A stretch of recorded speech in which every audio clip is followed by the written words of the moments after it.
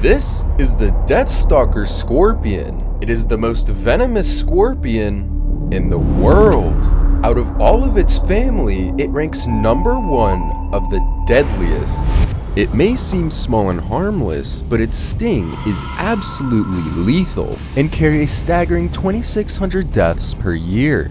The venom they carry is so toxic, it incapacitates its prey in seconds. They might be the deadliest scorpion to roam the earth, but are they really that mean and dangerous? In this video, we're going to build our little friend a desert dream home and simulate how they hunt. Now, these little guys don't live where I do, so I have to order mine online.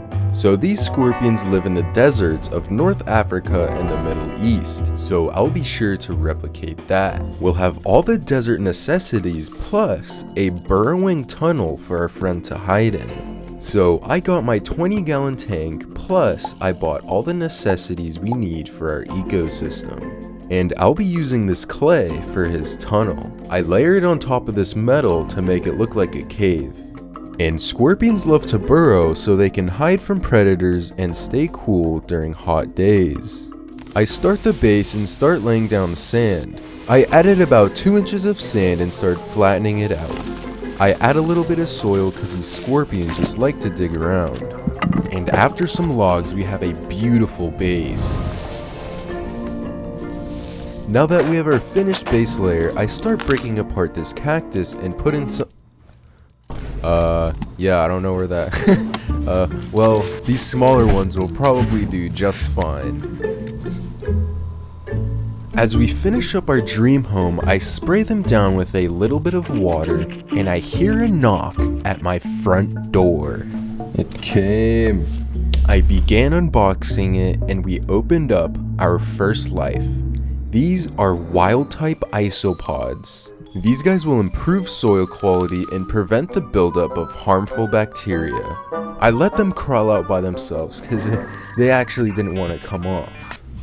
And in this container, there's actually something wrong. As I open the container, I get greeted with something amazing. Oh my god, bro. Oh, hell no. There's like 2 in there. Yup, thank you so much, website I got these from. I really appreciate it. Yeah, have fun, Springtails, enjoy. And now my isopods are gonna be doing all the hard work around here. So I thought I'd give them a little treat. I put 2 little blueberries in there because it's one of their favorite foods. And if there's any leftovers, it's okay because it'll be good for the soil. Since everybody's behaving, I thought I'd introduce the apex predator, the deathstalker. But we have a small problem. He won't even move out of his little box. I try to unbox him a little bit more, and this happens. Oh my god! He seems to be a bit frantic at first, but I give him some time for him to loosen up a little bit. As he scavenges around, he finds his little burrow that I made him and crawls inside and rests. And I definitely had to name him, so I named him Benji. And Benji is actually nocturnal, so he only comes out at night. As for our friends above, they absolutely love their home, but we have a slight problem. One of them turned into a ball. When in danger, these guys curl up to protect themselves from danger. And most of the time, they can't really get up by themselves. And I definitely had to help this little guy out. Sorry, buddy.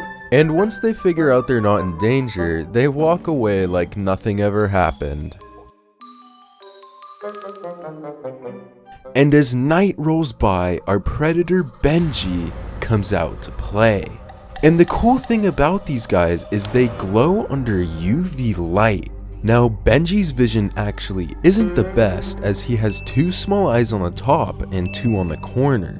So what actually helps them are these fins called pectines. As they scavenge the floor, they can pick up scent insects leave behind.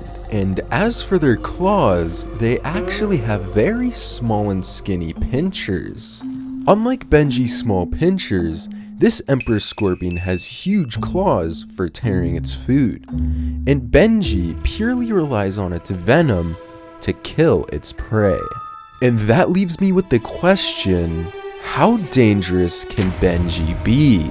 I introduce some crickets to our ecosystem so Benji can hopefully track them down. And right off the bat, for some reason, these crickets actually climbed on top of the cactus. And yes, I'm wondering the same thing. Does this hurt the cricket? To answer your question, crickets actually like to eat cactuses for their rich source of calcium, but little did they know their presence was known. I snatch a cricket and place it in front of Benji.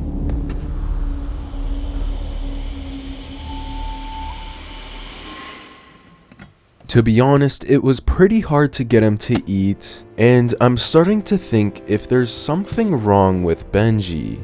And as you can see, this cricket literally climbed on top of him.